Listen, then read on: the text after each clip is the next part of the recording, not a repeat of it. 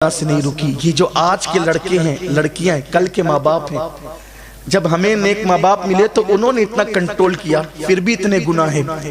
جب یہ لڑکے لڑکیاں ماں باپ بن جائیں گے تو جن نسلوں کو گنہگار اور پاپی ہی ماں باپ ملیں گے ان نسلوں کے جرائم کا اندازہ کون کر سکتا ہے؟ کیا جرائم ہوں گے، کیا گناہ ہوں گے. اور سن لو، زمین کے اوپر جب گناہ عام ہو جاتے ہیں تو دل کی زمین بے قرار ہو جاتی ہے اور بے چین ہو جاتی ہے. تو مجھے وہ یاد آتی ہے بات جو میں کرنے چلا تھا کہ کیسی بیٹیاں تھیں، کیسی بیٹیاں تھیں. ایک لڑکی تھی بہت خوبصورت تھی. ایک نوجوان کی اس پہ نظر پڑی. نوجوان کا نام بھی نہیں لوں گا، حالانکہ نام ذہن میں لیکن نہیں لوں گا. نوجوان کی نظر پڑی اس پر، ایک نوجوان کی. اور اس جوان نے جیسے آج کل کے لڑکے فکرے پاس کرتے ہیں، ڈائلاگ بازی کرتے ہیں، ایسے اس نوجوان نے بھی، وہ بھی بہت خوبصورت تھے وہ جوان. انہوں نے ڈائلاگ کہا کہ کتنی خوبصورت ہو تم، تمہاری آنکھیں جھیل سی لگتی ہے، اس جھیل میں اتر جانے کو دل چاہتا ہے. یہ جملے دیکھیے، رومانیت ہر دور میں رومانیت رہی ہے، عشق و محبت کا مزاج ہر دور میں رہا ہے، لیکن جن کے دلوں کے کنیکشن گنبد خضرا کے مکین سے جڑے رہے ہیں.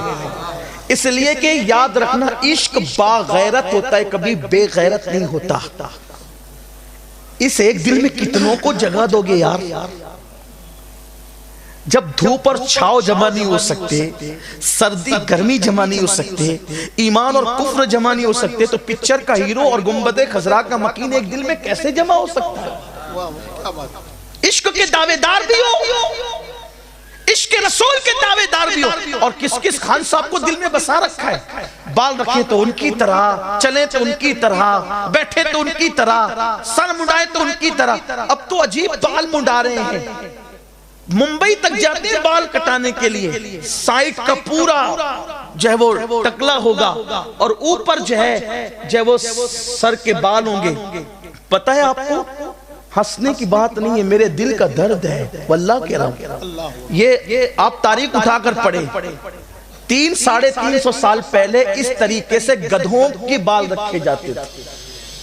نیچے سے تراشا جاتا تھا اور اوپر سے ان کے بال ہوتے تھے، اس لیے کہ یہ گدھے آوارہ گدھے نہیں ہیں، بلکہ یہ کسی کی ملکیت میں اس نشانی کو لگانے کے لیے، گدھوں کو، اونٹوں کو، ان لوگوں کو کہ یہ آوارہ نہیں ہیں. وہ گدھے جو آوارہ نہیں تھے، یہ ان کی نشانی تھی، اور آج یہ آوارگی کی نشانی بن گئی. بلکہ اللہ کے رسول صلی اللہ علیہ وآلہ وسلم کے فرمان کا مفہوم ہے، میری امت پر ایک وقت ایسا آئے گا کہ لوگ اپنے سروں پر بال بختی اونٹوں کی طرح رکھیں گے. جب تم دیکھنا تو سمجھ جانا کہ قیامت قریب آ گئی. کہاں جا رہے ہیں؟ حضور کی سنت پسند نہ آئی؟ جس کو قدرت نے اپنے دست قدرت سے سوارا ہو، جس کے بالوں کو، جس کے ابرو کو، جس کے رخسار کو، جس کی داڑھی کو، جس کے سینے کو، جس کے ہاتھوں کو قدرت نے اپنے دست قدرت سے سوار کر پیدا کیا اور شاہکار قدرت بنا کر جس کو بھیجا ہو، اس کی اداؤں کو چھوڑ کر کس کی اداؤں کی طرف جاؤ گے؟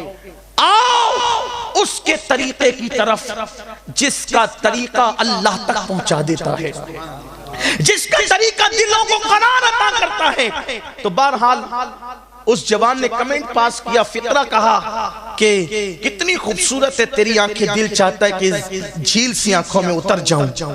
آج کل کی کچھ لڑکیاں، کچھ سب کی بات نہیں کہتا، آج بھی نیک بچیاں موجود ہے، وہ اپنے اوپر نہ لے، لیکن کچھ لڑکیاں ہوتی مغرب زدہ، فلمیں دیکھنے والی، سیریل دیکھنے والی، تو مٹک جاتی، گردن ہلانے لگتی، جھرجھری دینے لگتی.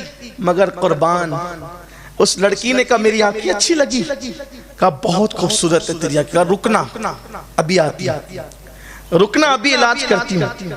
گھر گئی، چاقو لیا، آنکھیں کاٹی اور آنکھیں کاٹ کر کے ایک تشت میں رکھا، ایک چٹھی لکھی کنیز کو، حالانکہ آنکھ کاٹنے سے پہلے چٹھی لکھی گئی تھی، چٹھی لکھی کنیز کو دے دیا کہ وہ لڑکا وہاں کھڑا اس کو دے دے۔ جب کنیز تشت لے کر آئی کپڑا ڈال کے تو کہا تحفہ آیا ہے۔ نوجوان خوش ہوا، چلیں پہلی محبت کا نشانہ تیر جو نشانے پر لگ گیا، تحفہ بھی آ گیا۔ جب اس نے کپڑا ہٹایا تو دیکھا دو کٹی ہوئی آنکھیں تھی اور ایک چٹھی تھی اور اس میں لکھا ہوا تھا، جو آنکھیں مردوں کو میری طرف متوجہ کر کے میرے فتنے میں مبتلا کرے، ایسی آنکھوں کو میں اپنے ماتھے میں رکھنا پسند نہیں کرتی۔